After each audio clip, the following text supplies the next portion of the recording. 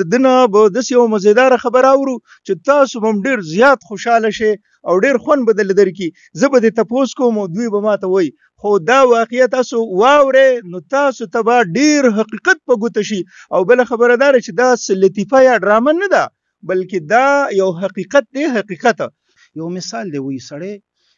په مار وچی چې د خوانې چینده روانه که دا نه مري. یو سړی په چینده وچی چې د خوانې مار روان که هغه مري. دا خلک وایي بوس راوړی او مرچکې راوړی. پیر صاحب وایي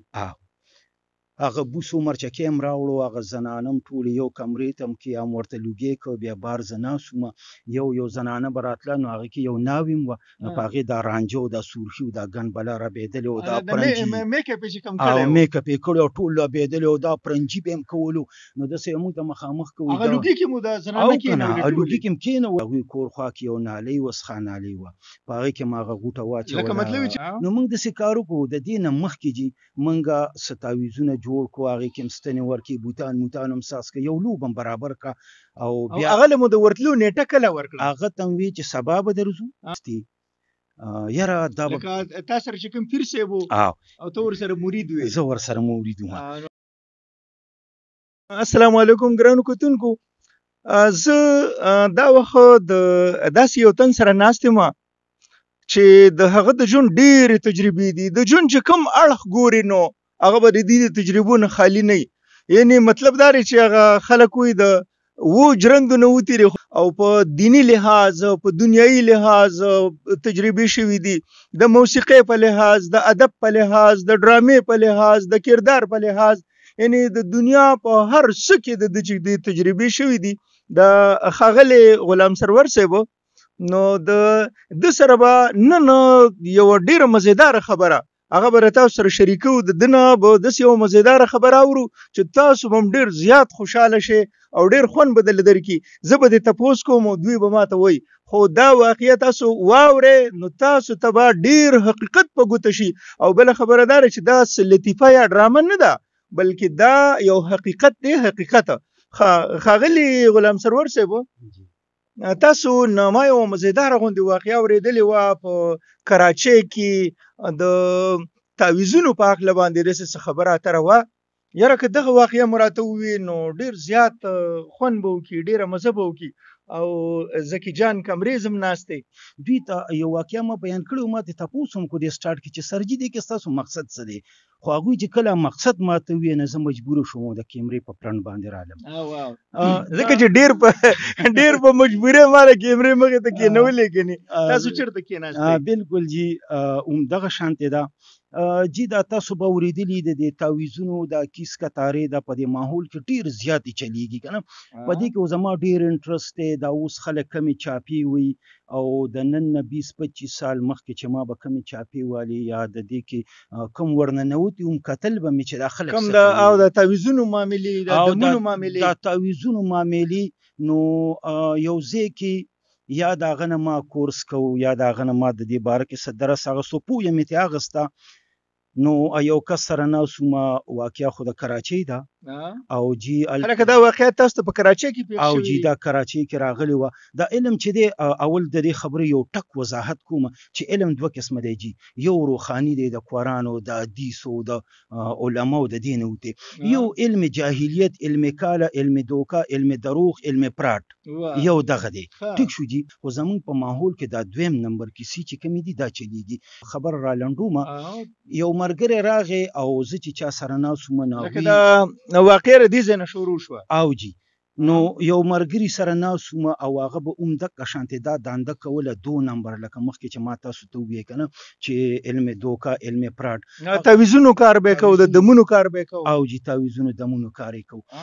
په کراچۍ کې و؟ کراچۍ کې جی. نو هغه یو کس راغی، هغه خبره وکړه چې یاره جی زما ورور بیمار دی او هغوی د سبزۍ کار کوو. نو دې ملګري مې ورته چې ټیک شو او داسې کار وکړئ جي چې تاسو موږ له نښه پته راکړئ او موږ به بیا درځو هغه ځای ته، ځای به ګورو. نو د هغې په بابت بیا به مریض وګورو، هغه له به علاج وکړو. د دوی هغه طریقه کار داسې دی که نه. دویم نمبر ټولې کاتې داسې دي. الله دې موږ وساتي. زه د خپله ډېر زیات نفرت کوم، خو د علم د سیوا کېدو دپاره نو هغه جی چې کله هغه موږ له مکمل نښه پته راکړه دا کوارټر دی دا محله ده دا ځای دی لکه مطلب دا دی چې هلته زمونږ مریض دی او او تاسو به هلته راشئ هلته به راشي جي دغې دپاره یې غوښتو مریض نشو راتلی نو ځکه یې موږ هلته غوښتو ګنې مریضان به هغه له راتله برحال هغه چې تاسو ته په کراچۍ کې د کومې محلې نوم یاد کړی و هغه نوم د محلې تاسو ته یاد دی یاره جي د دې واقعه ډېر وخت وشو او واقعه راته پوره یاده ده خو زه دا تاسو واقعه وړاندې وایي او جي نو هغه نښه پته پوره درکړه نښه پته پوره راکړه نو موږ داسې کار وکړو د دې نه مخکې جي موږ څه تعویضونه جوړ کړو هغې کې هم ستنې ورکړې بوتان هم ساس کړه یو لوب هم برابر کړه او بیا هغه له مو د ورتلو نیټه کله ورکړه هغه ته مې ویل چې سبا به درځو ټیک شو او موږ د نن هغه لوبه برابر کړه بیا لاړو نو د هغوی کور خوا کې یو نالۍ وه څښا نالۍ وه په هغې کې ما هغه غوټه واچوله لکه مطلب چې د هغه امو خبر نه کو او په نن باندې تاسو دا ګوډاګیم جوړ کو ستنې مو ورکړې او جی او هلته مو یو مړه تاسو ته خو د مالې پته وه او جی هلته مو یو مړه د نن خو هغه ته دا پته نه وه هغه ته خو تاسو سبانۍ نیټه ورکړې او جی سبانۍ نیټه م ورکړې وه او موږ نن لاړو د دې کار دا دی جي د دې خپل یو پراسس دی که نه په هغې باندې به چلیږي هغه څیز هم هلته ګزار کړو هغې مقصد دا و چې پیسې پیدا کول نالۍ کې مو واچو نالۍ کې مو واچو سړی دې ښه شي یا دې ښه نه شي خو د هغې دپاره به یو کولیه ساز دی هغه هم نالۍ کې واچو برحال د هغې د کور خوا د هغوی د کور خوا کې هغه نښه پته باندې موږ لاړو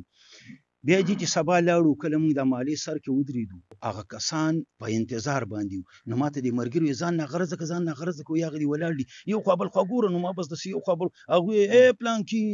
جي صاحب پلانکي ما ته ویل مه ګوره ورته بیا شکیان کېږي خو برحال چې کله رانږدې شو تاسو اورئ نه زموږ د اوازونه نو مو ورته یاله دا ماله ده او یا دا ماله ده که نه کوم کور دی دا دی برحال کور ته ورلو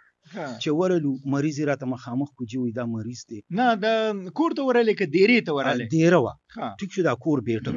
هغې ته ورلو مریض پکې پروت وایي دا مریض دی هغه مریض ماته دې کس یو خبر وکړه هغه په کیمره باندې نشم کولی چې څه راته ووایي که نه خو بهرحال زه خو پوه یم چې دا اوس یو ګپله ده پیسې پیدا کوو خو ما په دې سوچ نه ما صرف دنیا کې د حقیقت راغسته چې نن یې تاسو ته ویم چې د دې نه ځان ساتئ په دې وجه زه په دې کې ټایم ما تېره کړې د ژوند د یوې تجربې نه د ځان تېرول غوښتل او ځان مې تېرول غوښتل بهرحال مریض مو وکتو او هغه وی چې یاره په ده باندې خو به ایسه کوډې جادو شوی دی او کوډې جادو خو مخکې هلته کېښودی شوی و که نه په ده یو کوډې جادو شوی دی او د هغې څه توړ به راوباسو ښه څه به کوو یاره جي داسې به کوو چې به یې څه کرښې مرخې ویستې یاره دا لکه تا سره چې کوم پیر صاحب و او ته ورسره مرید وې زه ورسره مرید وم څه کرښې په کاغذ وویستې او په کاغذ یې کرښې ویستې ویلې چې بس دا خو کاله جادو شوی دی ښه اوس به څه چل کوو یاره دا دې زنانه وکړې زنانه وکړې د کور زنانه چې دی هغه به موږ سرچ کوو ګورو به چې دا کومه زنانه ده وایي بوس راوړی او مرچکې راوړی پیر صاحب وایي هغه بوس او مرچکې هم راوړو هغه زنانه هم ټولې یو کمرې ته هم کې هم ورته لوګې کړ بیا بار زه ناست وم یو زنانه به راتله نو هغې کې یو ناوې هم وه نو په هغې دا رانجه او دا سورخي او دا ګن بله رابېدلې او دا پرنجي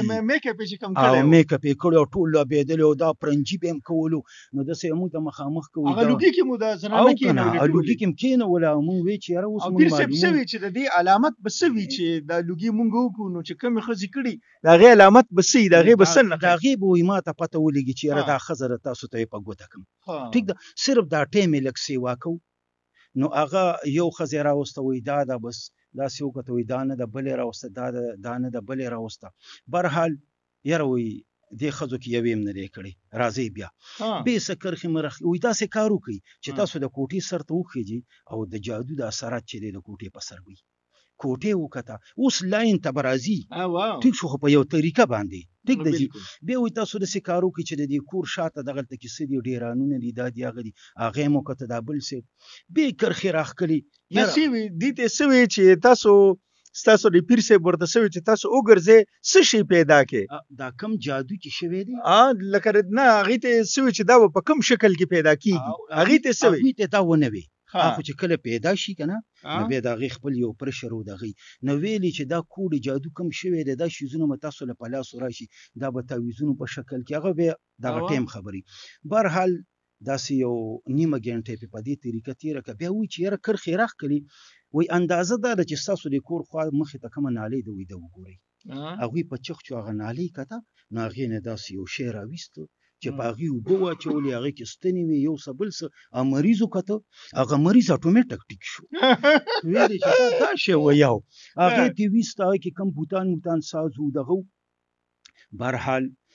وایي دا د ګوړې شربت کې واچوئ او دا شی و تاسو پوه شوئ